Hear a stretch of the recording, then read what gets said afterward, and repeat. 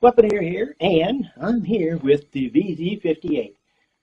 Now, I've done a lot of videos on the Vz58, and one of the ones I did a preview of was for this upper and lower handguard.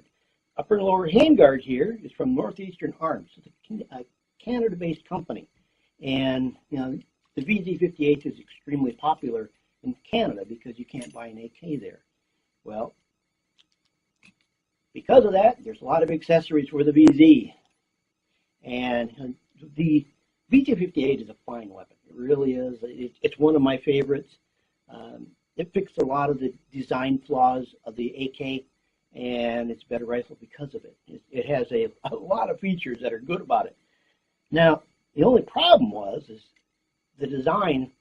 It didn't have any decent upgrades, accessories for it. And now the Canadian-based companies kind of fixed that. Number one is they wanted to add a upper and lower handguard on it, being able to give you a 1913 Picatinny rail on the top as well as on the bottom. The bottom one is optional. You can go ahead and remove that, and if you don't want a rail there, you can just remove that. It's just 2 screws, and very easy to do. Now, as you can see, it's using an all-new look to it, and it's really not all that bad either. The lower handguard has a lot of different holes in it right here, as you notice, and those holes will help with the cooling very well. It does a very good job of that. Now, it also has cooling through the slot right here, and let me take a piece of paper just to be able to kind of show you the slot here. But right here, right here, well, that's the slot between the upper and lower. And what they did is they made that just a little bit wider. And by making that just a little bit wider, you're increasing the cooling.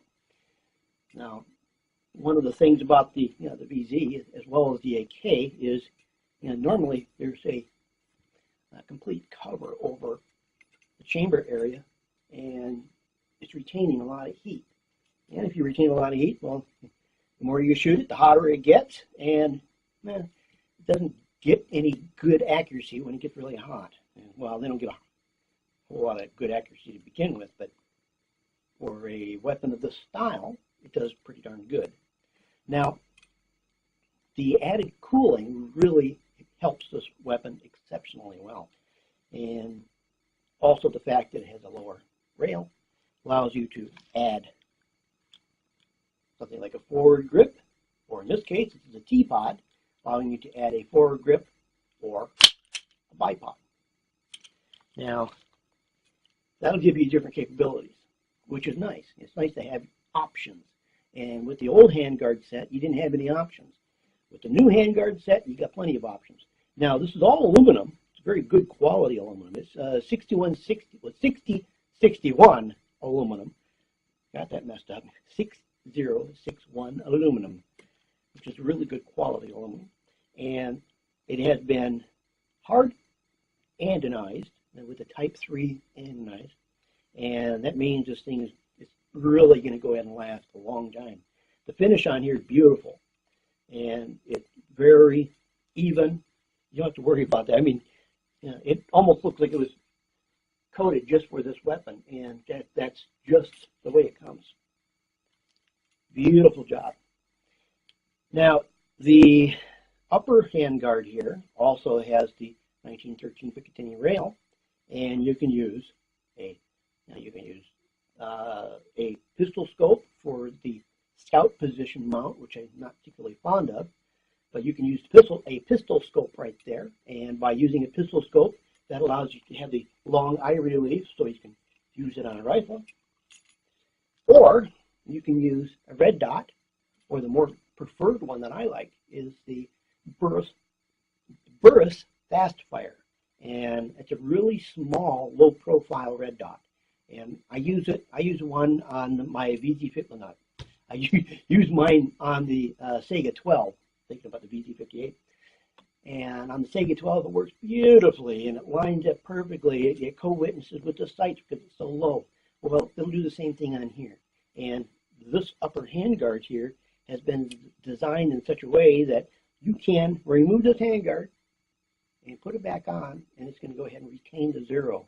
So no matter what kind of optic you put on here, whether it be a red dot or pistol scope for the scout position, it's going to go ahead and retain that accuracy. You're not going to have to worry about it. So it has a repeatable zero. And if you have something like the Burris Fastfire scope, it's going to be able to co-witness with the front and rear sight. Best bet there. You know, that right there is the best thing, because with a like a red dot, you know, Burris Fastfire, you're able to go ahead and pick up on your target really quickly, and that makes this a very fast rifle and very accurate as well. And by being able to do that, you're increasing the capabilities of the rifle. Basically, you're making it not necessarily more accurate, just easier to shoot. You know, these can be fairly accurate, but the problem is they're between the AK and the Vz58, they're just more difficult to shoot, and their design kind of limits their ability to shoot really well very easily. But like a pistol, I mean, it has a longer barrel than a pistol. It can retain some accuracy, but typically it's on the lower end of the scale because it wasn't designed to be a sniper rifle or anything like that. So, you know, without the design requirement for that, it was never there. But with this upper handguard allows you to go ahead and get the most out of your rifle.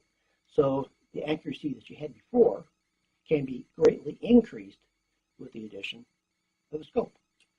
And that's beautiful. It works fantastic. You don't have any problems at all. It's low enough so you can still use the front and rear sights, which is a problem with a lot of the other models. Some of the other models have to have a V cut in the upper, and that V allows you to go ahead and sight through the front and rear. The only problem is it kind of blocks the vision a little bit on the left and right. So you got basically a channel that you're looking through. If you're trying to pick up a lot of targets really quick, well, that's not such a good idea. This right here doesn't have that channel. It's low enough that you don't have that problem. When you're looking through the sights, you're able to see the sights perfectly. Now, this right here I've been testing for since all last summer, and it has performed perfectly. I have not had one single problem with it. Northeastern Arms did a fantastic job on this. I could not be more happy. It really is. It makes the design itself really updates the look, and it makes it look far more ergonomic than it was before. And it's just, the looks really bring a lot to it. It looks more updated. It looks more modern, and being able to take different types of accessories now, that's even better. I'm not positive, but I think they even have the ability to mount a side rail. Not positive on that, but I can't remember if they did or didn't, but I would assume that they probably would have. All the features of the Vz58 are retained. It's just that it's updated. It's got far better cooling, and because of these large holes here, it's able to go ahead and draw in a lot of air, and it also has between the upper and lower handguard, there's a slit, and that slit allows you, that way you can see it, that slit right there allows you to draw, allows the rifle to draw in from the holes and exhaust through that slot. So it's pulling in cool air, and it's exhausting the hot air through the sides. And because of that, you're not going to go ahead and because if you put it on the top, if you put slots on the top here, that'll give you a heat mirage. Well, by doing it on the side, you're kind of eliminating that. You're not going to eliminate it totally, because if there's heat coming off of it, there's going to be heat coming off of it. No matter what, there's going to be heat coming off of the upper receiver of a rifle. Can't help that. But with this design, it kind of eliminates most of that. And they did a really good job. The receiver, or not the receiver, once again, the upper and lower handguard is very well designed. It does fit well in the hand. I've just never had any problem at all with it. I'm just really thrilled. I really like it. And they do have a few other accessories, and it really makes this an incredible rifle. Now, if you have the Vz58 or VZ or Model 58, I do recommend this handguard, upper and lower. This set is extremely well done. It's more expensive than a plastic set, and obviously it's going to be. But you're gaining durability. If I remember right, this set right here is also being tested by the Czech Army to see if they can go ahead and get a little bit more life out of this rifle yet. They keep on coming up with new rifles, and they'll probably keep on going with this for some time yet, at least in their reserves and stuff.